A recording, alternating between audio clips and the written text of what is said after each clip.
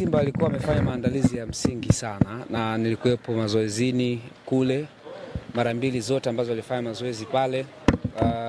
Wachezaji niliwaona wakiwa kwenye ari kubwa kuelekea kwenye mchezo, lakini Stade Malien walikuwa wamefanya maandalizi mazuri, na hata siku ya mchezo nafikiri walionyesha uwezo mkubwa sana wakiwa nyumbani. Walitawala mchezo katika maeneo muhimu na walishambulia kwa kujibu sana, na walicheza kwa spidi kubwa kiasi kwamba wakiwa wanashambulia walikuwa wanaingia wengi sana katika eneo la Simba. Simba wakiwa wakipoteza mpira walikuwa na shida kidogo, baadhi ya wachezaji walikuwa kama abiria uwanjani. Wakipoteza kwao wakiwa wanashambulia, wanaorudi ni wachache, alafu Stade Malien wanashambulia wanakuwa wengi, inakuwa ni rahisi sana kuruhusu magoli. Kwa hiyo walifungwa magoli ambayo moja ya set pieces nakumbuka ilikuwa kona.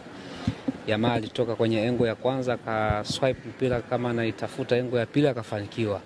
Kwa Stade Malien sio timu ya kubeza. Simba wanahitaji kukaza msuli sana, hata katika mchezo hapa Dar es Salaam watahitaji kufanya kazi kubwa ili wahakikishe kwamba wanapata matokeo mazuri kwenye michezo minne iliyobaki kama wanataka kwenda robo finali. Unadhani ambacho kinaokwamisha Simba katika hizi mechi mbili za mwanzo ni nini?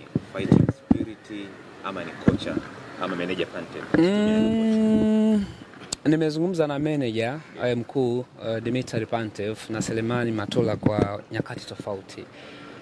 Simba inatengeneza nafasi nyingi. Unajua jukumu la kwanza la kocha ni kuhakikisha kwamba timu inatengeneza nafasi.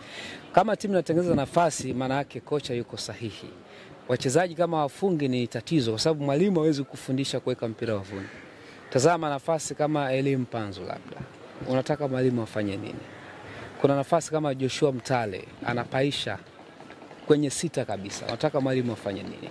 Na hili sio tatizo la mechi ile, na Dimitri Pantev alisema tatizo la kutokufunga Simba ni la muda mrefu, hata yeye alilikuta. Kwa hiyo itahitaji muda kurekebisha, na kuna wakati anaamua mpaka kwanza na force number 9. Anaona kama mastriker hawezi kumsaidia. Unakumbuka kuna muda alikuwa na mastriker wawili uwanjani, alimuingiza Steven Dese Mkwala, akamuingiza Jonathan Soa, lakini bado hali ilikuwa ni ngumu. Alianza na Selemani Mwalimu ambaye naye hakuonesha makali sana. Kwa hiyo nadhani tatizo la Simba ni wachezaji kupoteza concentration katika eneo la kushambulia, na hii imekuwa ni kawaida. Hata mechi na Petro Atletico kama nakumbuka, wali create nafasi ambazo walipoteza. Elie Mpanzu alipiga chenga, mlinzi akabaki na kipa alipiga nje. Maurice Abraham aliwekewa mpira na Joshua Mtale, mpira ambao ulitegemea angeweza kupiga kule ulikotoka ili golikipa kienda upande wa pili uende kule, akapiga na mpira mguu wa kushoto akatoa nje. Mwalimu unataka fanya nini pale? Kwa kuna makosa ya wachezaji ambayo nadhani wanahitaji kufanya kazi kubwa. Na nafikiri nimeongea na mwalimu pale Addis Ababa Ethiopia, nikamuuliza imekuaje, mbona kumekuwa na ubutu mkubwa? Akasema hata wao inawaumiza sana, na wanafanya kazi kubwa kuhakikisha kwamba wanarejea katika makali. Kwa wachezaji wenyewe kuna muda unakubaliana kama morali ni kama inakuwa inashuka, ni kama wanacheza kama wameshinda hivi.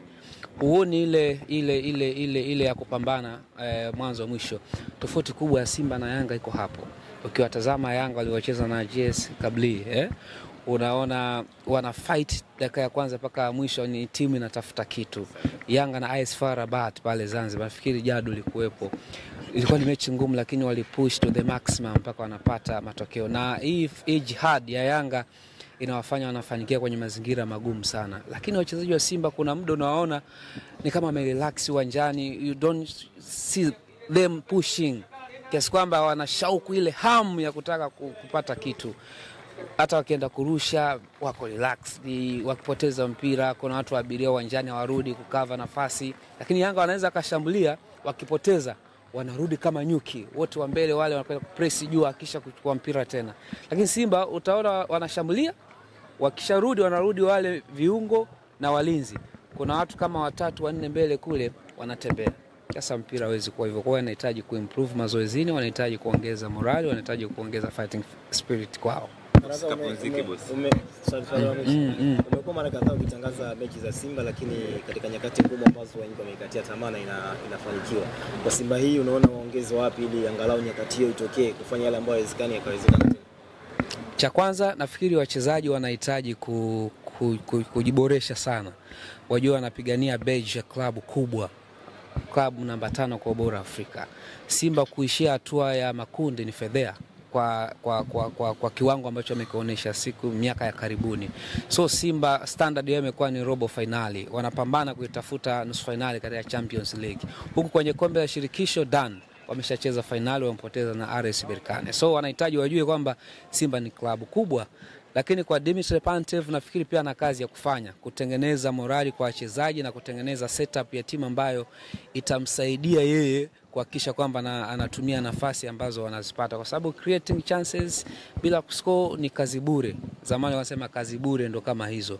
Unafanya kazi kubwa lakini sifuri, sio? Simba kwa hiyo anahitaji kufanya kazi kubwa. Hata Dimitri Pantev anahitaji kutengeneza timu ambayo itakuwa na score magoli. Kama if you don't score, you don't win the game.